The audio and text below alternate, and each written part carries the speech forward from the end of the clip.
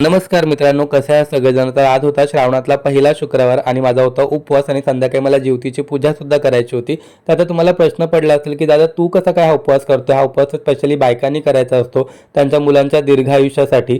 तर मित्रांनो, पुन्हा तेच आपल्या शास्त्रामध्ये एखादी तरी पूजा किंवा एखादी तरी व्रत तुम्ही मला शोधून दाखवा जे एखाद्या मुलाने करायचं असतं त्याच्या आईवडिलांसाठी किंवा त्याच्या बायकोसाठी किंवा त्याच्या मुलाबाळांसाठी.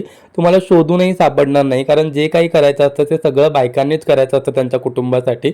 असो, गेल्या वर्षी आम्ही नव्यानेच आईवडील झालो आणि त्यावेळेसच मला या ज्योतीच्या पूजेबद्दल कळालं होतं. त्यावेळेस प्रियंका आणि मी दोघांनी मिळून ठरवलं की यंदापासून आपणही ज्योतीची पूजा करायची चार्वीच्या निरोगी आयुष्यासाठी.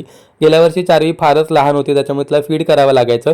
त्याच्यामुळे प्रियंकाला तो उपवास करता येणार नव्हता. उपवास मी धरला होता, पण पूजा मात्र आम्ही दोघं मिळून करायचो.